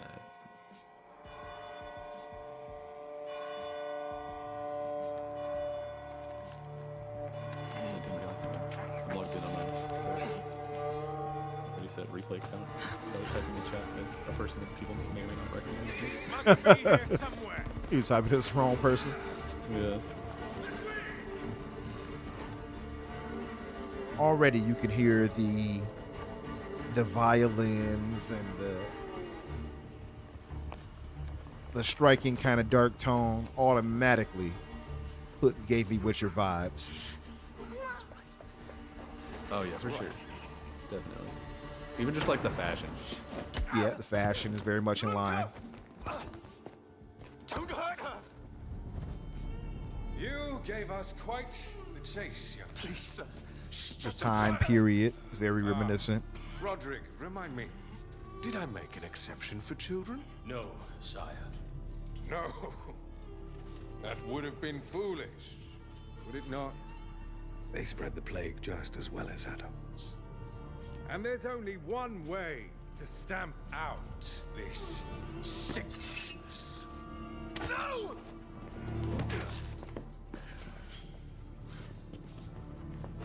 Not just a runner, but a fighter, too. Had we met under a different moon, things might have ended there. Oh.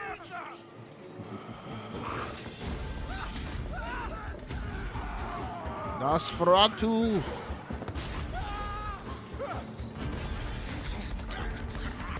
Gave that man an It Man special. Jamie Lannister.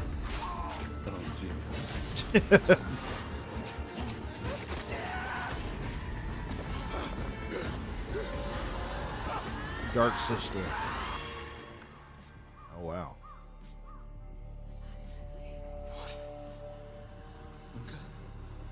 Lunka.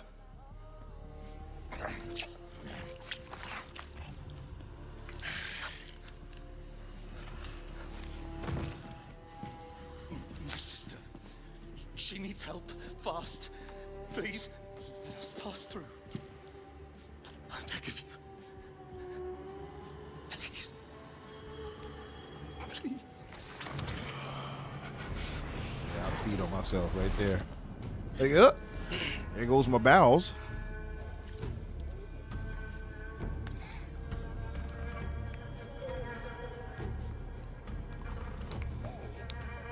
I like the way all the different vampires look. I like that they don't all have like the exact same style. You know? Yeah, I like that too. I am life. You got him, who has the more classical Nosferatu look to him. Everything. And you got the Mongolian-looking guy over there. Your little Yeah. valley. Pestilence. Famine. Killing. Blood spilt carelessly like water. Things will be different now.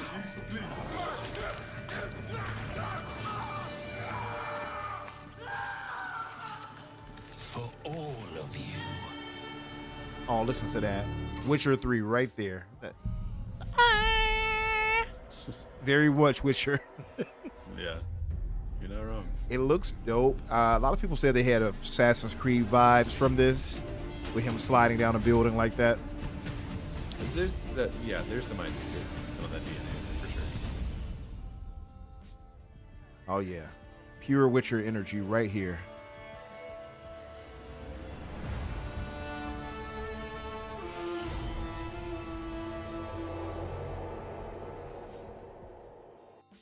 Super excited for that, man. Super excited. Chat, what are you guys feeling about this right here? The lead character that we see is named Cohen. I found some, they did post some information. Let me see if I can pull this up really quick. They did post some information about about these characters here, at least two of them so far. There we go.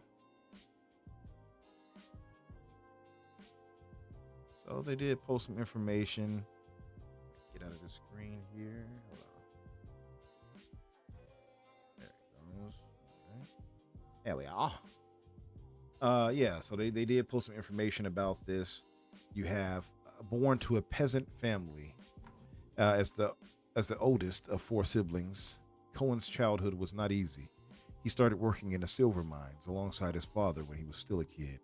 As an intelligent and curious child, he dreamt of adventures and traveling out of the valley, away from his chores and family obligations. He never did. He knows his family needs him to survive and cannot abandon them.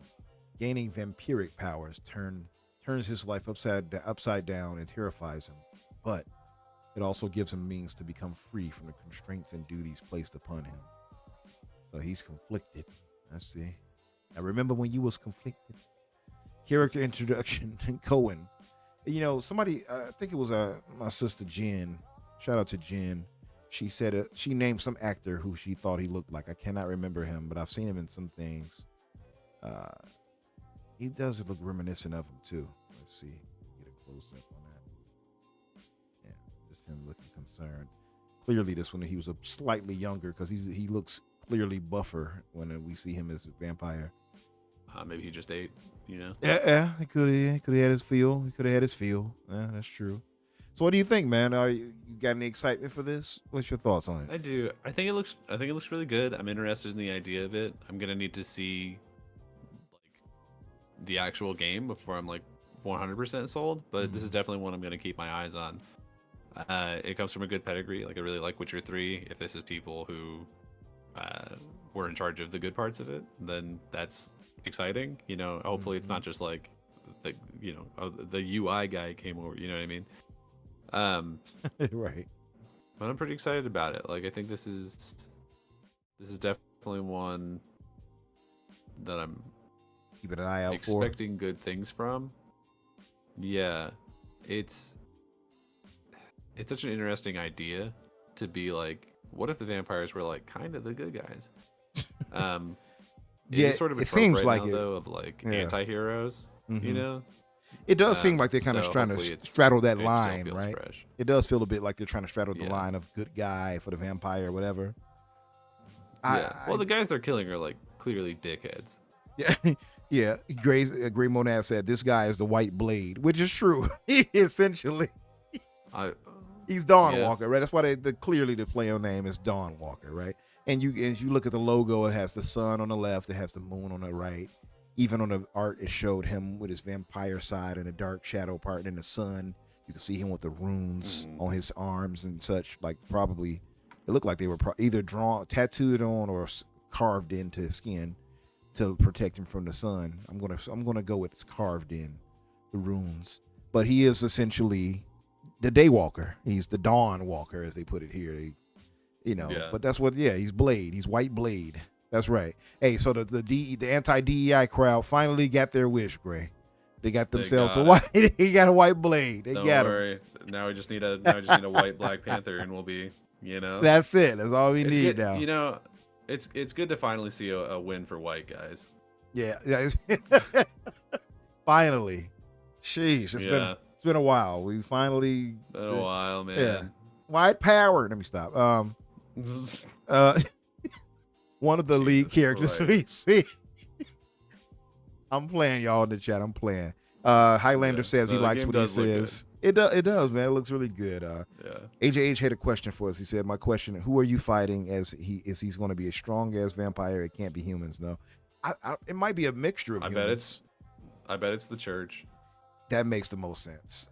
Yeah, I would imagine the church that is too. like super corrupt. It's like it's gonna a be very Assassin's Creed cliche because the Pope's going to be a dickhead. It's very cliche. I can see that happening too. I think too. I think what will happen is you have the characters like Princess here, who the main character Cohen will have to fight against. And I think they did that for a reason, to show us those other characters, because Princess will be probably the final boss. You saw the Mongolian guy giving that guy the Ip Man special, and the other, I call him Jaime Lannister, and the Dark Sister. I think you're gonna have to tackle all of them and take them out through your playthrough. Yeah, that makes sense. Yeah, but I can see that too with the elsewise good church as being corrupt too. I can see that. It's a trope, but it fits. It says, born in the Roman Empire under the name Caeso Boreanus Laurentius, AD. Queso. Is it Caeso? How do you say that? I mean, you're probably right. It just makes me think of the streamer Queso. Oh yeah. Oh, okay. Yeah, now I know what you mean. I'm like Queso. I'm like, oh yeah, the bearded, chubby guy, right? Big boy. I love him so much. He's so funny. He's funny. I never watched him before. He's really good. I think it's Queso. It looks like Queso. It's either Queso or Cheso. Cheso Boreantis Laurentius. AD 131, to a noble family who owned massive latifundia. Princess was destined for greatness. It says he joined the rank of senators and quickly rose to the top of Roman officialdom with ambitions to become the next consul. He was on the right track to make it happen if only he was not turned into a vampire. In a blink of an eye, he fell from the very top of the social ladder to its very bottom, but his hunger for power remained. Now, that part where it mentions that he was turned into a vampire possibly means that he's not the big bad boss at the end. Maybe it's somebody over him, right? They got him and put him as a pawn too. So that there is that. Super excited from what I'm seeing, and they're going to show more, I believe, in the summer, right? If I'm not mistaken. For the next time they show it off, whatever showcase they might be at PlayStation's, because I saw Sony seems to have marketing. Which, by the way, I said this before, and I'm going to say it here too. Microsoft, please do not get caught again with your pants down. You all know what I mean. Allow them the money hat this game. Please don't do it. Please don't fall asleep at the wheel and let them get this. And it's not on Xbox. Sheesh. AJH said he got Metal Gear vibes from the vampires, like they are all See, all bosses with different fight styles. See, yeah, so you see it as I see it. I think they're going to have different fight styles we have to combat at some point, personally. Yodani said, White Blade, LOL, he's going to be rocking New Balance. Whose New Balance isn't threatening vampires? Well, listen here, buddy. Nah, it'll be Birkenstocks for sure. Birkenstocks? Yeah. Get a load of this guy. Check this. Check this boy out. Yeah, right. Yeah.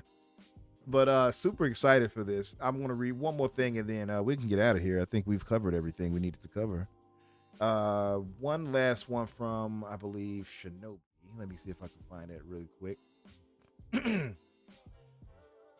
Where is it? Let's see. Okay, there we go. There we are. So from a good brother Shinobi, he says, for those wondering about the time mechanic, because there was some consternation, people were like, oh, I don't want to have to be put on a time limit to do whatever. I don't like that in games, which I don't care for either, where you're forced to do something within a time limit and you got to do this now. It takes away like the freedom. Yeah.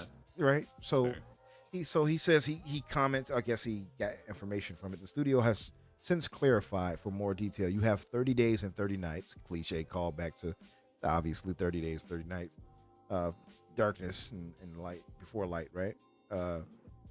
Or darkness in general, I suppose, in the game to save your family. So you have 30 days and nights to save your family, the main objective. There is no hard time limit, and you aren't required to rush anything. So that eliminates that. So it's 30 days like in the context of the story, but it's not actually like on a timer, is what I get from that sentence. Yeah. So like probably as you progress through story missions, it'll day 15 or whatever, right? So yeah. There's no hard time limit and you aren't required to rush anything. Exploring the world doesn't move the time for it. So we're good there. Quests you complete do move the time for it. So it's definitely going to be story based that moves the time for it. Whatever story mission is going to do it. And I would imagine side quests wouldn't count. So there you have that. So somebody asked him, so there's no time mechanic then. All it means is that advancing the plot advances the plot. Yeah, that's what I got out of that. Yeah. So yeah, story based time mechanic, which is fine. I'm all for that as long as we're not rushed to do something and we play it at our own leisure. Sounds good to me. All a W. Super excited for this. Yeah, Rebel Wolves. This obviously ex CD Projekt Red devs. If you all aren't aware of that, I expect them to kill with this, and no pun intended. I think it's going to be great. So listen. What is Kizada? He says, I'm sure the Series S will make these devs fall to their knees and skip out on the dead man walking platform. I can see it. You never know. You get that bad rep, right? Either way, Microsoft needs to be more proactive and not allow that nonsense to happen. Flat out, in my opinion. But I agree. Yeah, that aside, man, time flies, man. It's already 9:10. So let's get out of here. Everybody in the chat, those who might be lurking or whatever the case, if you could hit the like button, and I don't know if you all aren't subscribed yet, and thank you, Highlander. I know you subscribed earlier. Consider subscribing to us. Definitely want to do much more for this year. Since I have my brother MJ probably still in the audience, I'm not sure. If those who have not subscribed, if you could subscribe to make sure that we surpass him in numbers and I can rub it back in his face, pause, please do so. Any chance to get over on him would be much appreciated by me. Thank you, you guys. You are the best. But listen, Danny, man, tell the good folks what you'll be up to and where you'll be and what's up for you this week. Yeah, so you can find me as always on Twitter and Blue Sky at Daniel J. McG, or at my personal YouTube channel of Daniel McG. Or you can now find me at my brand new podcast, Ready, Set, Replay, which uploads every Tuesday and Saturday, hopefully.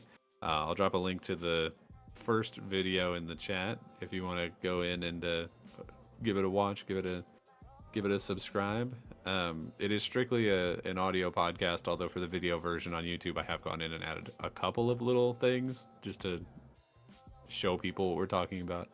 But we are primarily an audio podcast, so please do also go and find us on Spotify and do all of the following and leaving a review and all that. I would really appreciate all the support you can give us. This has been a passion project for a minute, and I'm really hoping that we can make something out of it. So yeah, please help me out. Thank you very much. Yeah, guys, go and check Danny out, him and his partner, and definitely give him a subscription, I guess I should say. over there, as well as on Spotify. Right? That's where you guys are on Spotify. I'm gonna later on. I'll put the link for that, by the way, so they can actually just go click on it, go directly to it, whatever, to make it easier. So thank you guys, and for those who might come by later, check us out. Thank you too. I see my girl Red Dead Panda. What's up, Panda? How are you? Hope you're doing well today. Had to chop it up with her and my brother Pete the other day. Thank you guys again. Frost, I see you in the chat. Thank you all for being here with us and holding us down as you always do. Again, we know there's so many different content creators doing their thing. So for you to be here with us definitely makes us feel special. We appreciate you guys. For myself, of course, Infinite Umbra Infinite. You'll find me either way, and that's on Twitter, Blue Sky, and many other social platforms. Tomorrow night, I had to think on it for a second. We have the Infinite Podcast, obviously with myself, Risky for the Biscuit, that blue number. I'm not sure if Dante will be with us, but typically he is, and Garuda Intruda. So yeah, come by. That's 7 o'clock Eastern. Now times have changed for him.